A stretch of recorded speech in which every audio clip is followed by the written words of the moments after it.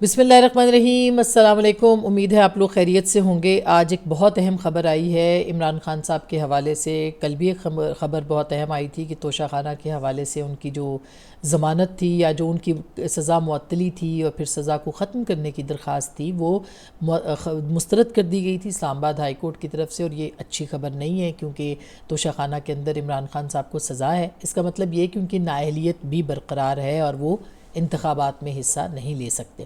اسی طرح سے اگر آپ دیکھیں آج ایک اچھی خبر عمران خان صاحب کے لیے اور شاہ محمود قریشی صاحب کے لیے آئی ہے، اور وہ ہے کہ سائفر کے اندر جو ہے وہ ان کی ضمانت ہو چکی ہے، عمران خان صاحب کی اور شاہ محمود قریشی کی، سپریم کورٹ سے۔ اور بڑی دلچسپ اس کے اندر جو بحث ہے وہ ہوئی ہے، بہت اہم سوالات بھی اٹھائے گئے ہیں، اور ظاہر ہے کہ اس کیس کے اوپر جو ہے اثر پڑے گا، اس کا فائدہ ہوگا عمران خان صاحب کو یا نہیں ہوگا۔ ظاہر ہے کہ بظاہر اس وقت جو ہے وہ مختلف مقدمات کے اندر عمران خان صاحب جو ہیں وہ گرفتار ہیں، لہٰذا اس کیس کے اندر کوئی بہت اچھی خبر عمران خان صاحب کے لیے نہیں ہے، یعنی سائفر کے اندر ان کی ضمانت کا منظور ہونا، کیونکہ توشہ خانہ، القادر ٹرسٹ اور اسی طرح سے جو دیگر معاملات ہیں، بہت سارے 9 مئی کے واقعات ہیں، ان کے اندر وہ تاحال جیل کے اندر ہیں اور ان کی ضمانتیں ابھی اس کے اندر نہیں ہیں۔ کہا یہ جا رہا ہے کہ سپریم کورٹ کے اندر آنے والے دنوں میں ان کی ضمانت کے معاملات جو ہیں وہ سامنے آئیں گے، لیکن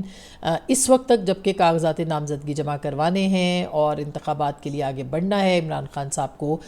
ضمانت کا کوئی فائدہ نہیں ہے، کیونکہ یہ اور اس کے اوپر بہت سارے تحریک انصاف کے جو جسے کہنا چاہیے وہ سوشل میڈیا ایکٹیوسٹ ہیں یا جو ان کے کارکن ہیں، صحافی نما کارکن ہیں، وہ اس پہ بہت زیادہ خوشیاں منا رہے ہیں کہ عمران خان صاحب جو ہیں ان کو کوئی رہائی مل گئی ہے، تو ایسا نہیں ہوا۔ ان کو ان کی ضمانت ضرور ہوئی ہے، لیکن اس کیس کے اندر وہ بری نہیں ہوئے ہیں۔ مطلب یہ کہ سائفر کے اوپر سائفر کے لیے ان کے اوپر 2 الزامات ہیں، جس کی بنیاد پہ یہ آفیشل سیکرٹ ایکٹ کا ان کے اوپر مقدمہ ہے، اور وہ ایک الزام یہ ہے کہ عمران خان صاحب کے پاس جو سائفر کی کاپی گئی تھی، جو مراسلہ گیا تھا، وہ انہوں نے گما دیا اور وہ واپس نہیں آیا، اور اس کا اعتراف وہ ایک ٹی وی پروگرام میں بھی کر چکے ہیں۔ اور دوسرا ان کے اوپر الزام یہ ہے کہ انہوں نے اس سائفر کا سیاسی مقاصد کے طور پہ جو ہے وہ استعمال کیا۔ تو یہ جواب ہے جو ان کو دینے ہیں۔ شاہ محمود قریشی صاحب، میں ابھی آپ کو آگے جا کے بتاتی ہوں کہ یہ کتنا اہم کیس ہے شاہ محمود قریشی صاحب کے حوالے سے، اور یہ آگے جا کے تحریک انصاف کے اندر جو ہے وہ کس طرح کی سیاست، اس کے سیاسی اثرات کیا ہوں گے، اس کے اوپر بھی میں بات کرتی ہوں۔ پہلے میں آپ کو یہ بتا دوں کہ جو شاہ محمود قریشی صاحب ہیں ان کی ضمانت منظور ہو چکی ہے۔ ابھی تک وہ کسی اور مقدمے میں گرفتار نہیں ہوئے، لیکن ہم نے اگر ماضی میں دیکھا ہے کہ ان کے جو رہنما ہے وہ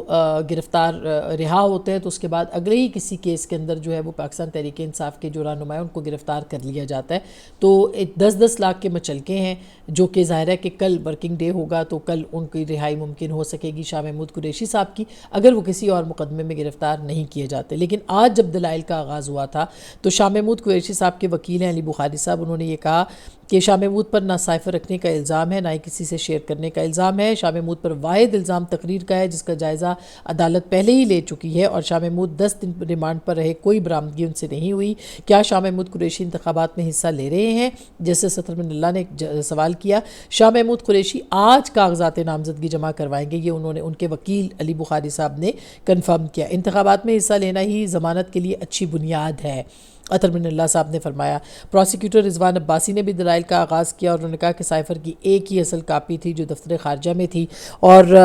اس کے علاوہ انہوں نے کہا کہ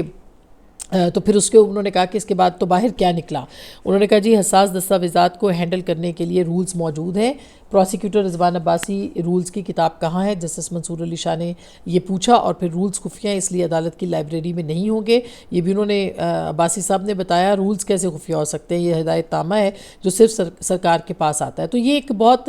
اس کی ڈیٹیل میں بہت ساری باتوں کے اوپر بحث ہوئی، اور پھر اس کے بعد جسٹس طارق مسعود بھی تھے، جسٹس منصور شاہ اور جسٹس عطر من اللہ صاحب، تینوں نے اس کو سنا تھا۔ جسٹس طارق مسعود جو ہے انہوں نے اٹارنی جنرل کو پی ٹی آئی کی درخواست دیکھنے کی بھی بات کی، اور دیگر معاملات جو تھے اس کے اوپر بھی بات کی، مگر جو اصل کہانی ہے وہ یہ ہے کہ سائفر ٹرائل، جس انداز میں سائفر ٹرائل ہو رہا ہے، پروسیکیوشن خود رولز کی خلاف ورزی کر رہی ہے، یہ عطر من اللہ صاحب نے کہا۔ اور انہوں نے یہ بھی کہا کہ ڈی کوڈ ہونے کے بعد بننے والا پیغام سائفر نہیں ہو سکتا، جسٹس اطہر من اللہ صاحب نے کہا سائفر کا مطلب کیا ہے؟ قائم مقام چیف جسٹس جو ہیں سردار طارق، انہوں نے کہا سائفر کا مطلب ہی کوڈڈ دستاویز ہے، ڈی کوڈ ہونے کے بعد وہ سائفر نہیں رہتا۔ یہ جسٹس اطہر من اللہ نے کہا سائفر جب ڈی کوڈ ہو گیا تو سائفر نہیں رہا۔ قائم مقام جسٹس نے سردار طارق نے یہ فیصلہ دے دیا۔ آپ دیکھیے یہ جو کیس ہے اس کے اندر بہت سارے جو لوگ ہیں انہوں نے اس کے اندر اپنے بیانات بھی قلم بند کروائے ہیں۔ اگر ان کے یعنی جسٹس طارق اور جسٹس اطہر من اللہ کی گفتگو کو جو کہ انہوں نے ریمارکس دیے ہیں اور جو اب ظاہر ہے کہ انہوں نے ضمانت کا فیصلہ بھی وہ تفصیلی جاری کریں گے تو پتہ چلے گا اس میں جو وہ بات کہہ رہے ہیں اس کا مطلب یہ ہے کہ عمران خان صاحب کے خلاف جو کیس ہے وہ کافی کمزور ہو گیا ہے اس ضمانت کے جو ریمارکس ہیں یا جو بھی معاملات ہیں اس کے بعد، کیونکہ انہوں نے یہ کہا ہے جسٹس اطہر من اللہ نے کہ جس انداز میں سائفر ٹرائل ہو رہا ہے پروسیکیوشن خود رولز کی خلاف ورزی کر رہی ہے اور ڈی کوڈ ہونے کے بعد والا پیغام سائفر نہیں ہو سکتا۔ اب یہ کیس چونکہ ختم نہیں ہوا اور اس کا ٹرائل جو ہے وہ جیل میں ہو رہا ہے اور ہوتا رہے گا، تو اس میں یہ ثابت کرنا پڑے گا پروسیکیوشن کو کہ کیا یہ جو سائفر تھا یہ ڈی کوڈ کرنے سے پہلے پبلک ہوا تھا یا ڈی کوڈ کرنے کے بعد پبلک ہوا تھا۔ یہ ایک بہت ہی اہم معاملہ ہے اور یہ کوئی اتنا کوئی مشکل مسئلہ نہیں ہے جس کے اوپر جو ہے وہ پروسیکیوشن ثابت نہیں کر سکتی عدالت کے اندر، لیکن آج پروسیکیوشن نے یہ بات ثابت کرنے میں وہ ناکام ہوئے ہیں۔ یعنی اس کیس کو اگر دیکھا جائے تو آگے جا کے اس کے اوپر انویسٹیگیشن ابھی ہوں گی، کیونکہ عمران خان صاحب کی ضمانت ہوئی ہے، ان کی بریت نہیں ہوئی ہے اس معاملے کے اوپر۔ البتہ دیکھنا یہی ہے کہ عمران خان صاحب جو ہیں وہ کس طرح سے ان کے وکیل اس کو ڈیفینڈ کرتے ہیں آگے جا کے۔ البتہ اس کا فائدہ اس لیے عمران خان صاحب کو نہیں ہے کہ وہ تاحال اس میں نہیں نکل پائیں گے۔ شاہ محمود قریشی صاحب نکلیں گے اور شاہ محمود قریشی صاحب کی ضمانت اگر ہو جاتی ہے اور کسی اور چیز میں گرفتاری نہیں ہوتی ہے تو پھر ظاہر ہے کہ اس کے اوپر بھی بڑے اہم معاملات ہیں۔ جسٹس منصور نے بھی اس کے اوپر بہت اہم جو ہے باتیں کی۔ انہوں نے کہا جی پاک امریکہ تعلقات خراب ہونے سے کسی اور ملک کا فائدہ ہوا، اس کی تفتیش کیسے ہوئی؟ تعلقات خراب کرنے کا تو ایف آئی آر میں ذکر ہی نہیں۔ کیا وزرائے اعظم کو وقت سے پہلے نکالے جانے کی جگ ہسائی نہیں ہوتی؟ جسٹس اطہر من اللہ نے کہا، یعنی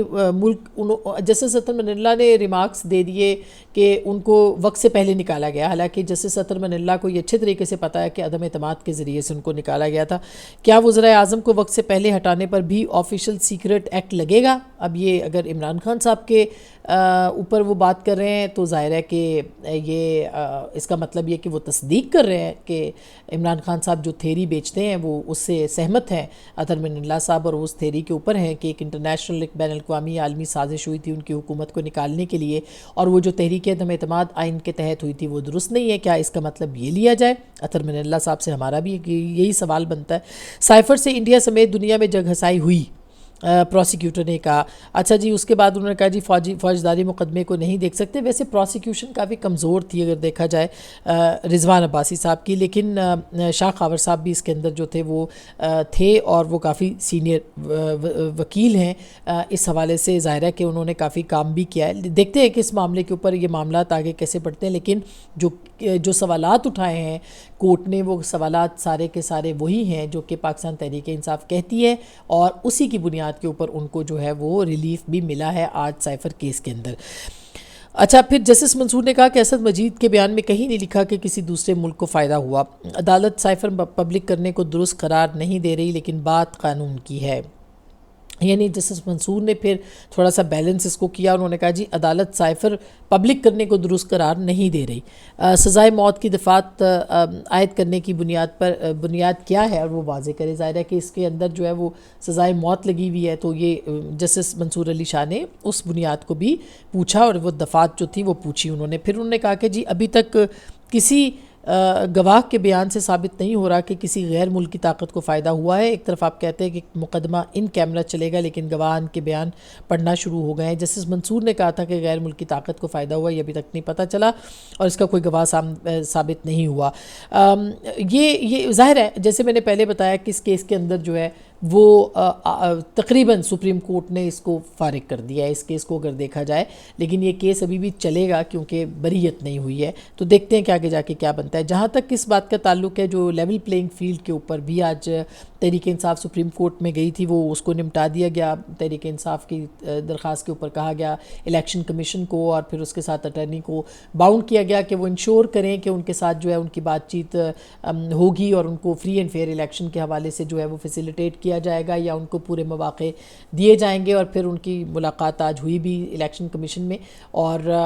یہ ایک لیول پلینگ فیلڈ والا جو درخواست تھی تحریک انصاف کی، وہ آج سپریم کورٹ نے جو ہے وہ نمٹا دی ہے، اور اس کیس کے اوپر جو ہے وہ اب مختلف جو ان کے معاملات ہیں وہ اس کے اوپر بات کریں گے۔ اس پہ بھی بہت امپورٹنٹ جسٹس عطر من اللہ صاحب جو ہیں انہوں نے ریمارکس دیے ہیں۔ انہوں نے کہا کہ عثمان ڈار کے گھر جو ہوا اخبارات میں شائع ہوا ہے، الیکشن شیڈیول جاری ہو چکا ہے، اب بھی ایم پی او کے آرڈرز جاری ہو رہے ہیں۔ شعیب شاہین صاحب نے کہا پی ٹی آئی امیدواروں کو کاغذات نامزدگی جمع کرانے کے لیے اجازت نہیں ہے یا نہیں کروانے دیے جا رہے۔ الیکشن کمیشن ایم پی او کے آرڈر کیوں نہیں رکوا رہا؟ قائم مقام چیف جسٹس نے کہا کہ ابھی حکم نامہ لکھ کر بھجواتے ہیں اور تمام شکایات کا جائزہ لے کر حل کریں گے وغیرہ وغیرہ۔ اچھا، اس کے ساتھ ساتھ یعنی یہ ایک انہوں نے اس بات کے اوپر کہ لیول پلینگ فیلڈ کے اوپر بھی سخت سپریم کورٹ نے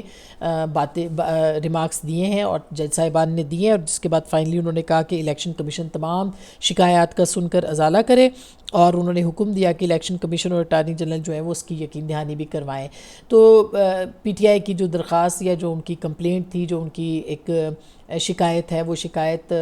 سپریم کورٹ نے سنی ہے، اور سپریم کورٹ نے اس کو الیکشن کمیشن کو ڈائریکشنز بھی اس حوالے سے، ڈائریکشنز تو وہ نہیں دے سکتے کیونکہ وہ کانسٹیٹیوشنل باڈی ہے ایک اپنی انڈیپینڈنٹ اپنی حیثیت میں، لیکن انہوں نے کہا کہ ازالہ اس کا جو ہے ان کو سن کر ازالہ الیکشن کمیشن کرے۔ اچھا، اب الیکشن کمیشن جو ہے اس نے 2 دن کی تاریخیں جو کاغذات نامزدگی ہیں وہ جمع کروانے کے لیے 2 دن کی تاریخ جو ہے وہ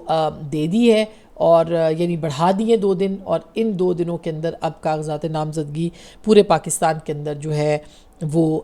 جمع کروائے جائیں گے۔ عمران خان صاحب، اچھا جہاں تک اس بات کا تعلق ہے کہ اس کا شاہ محمود قریشی صاحب کو فائدہ ہوگا، شاہ محمود قریشی صاحب جو ہیں اب اگر رہا ہو جاتے ہیں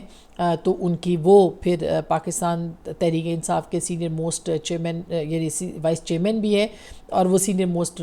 رہنما بھی ہوں گے۔ اب دیکھنا یہ کہ چیئرمین منتخب ہو گئے گوہر خان صاحب، بیرسٹر گوہر، اور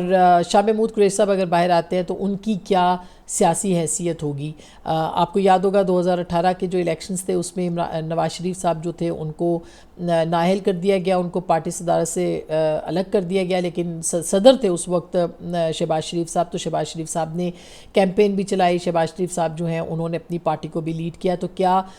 بیرسٹر گوہر لیڈ کریں گے اگر شاہ محمود قریشی صاحب باہر آ جاتے ہیں؟ اور اگر شاہ محمود قریشی صاحب باہر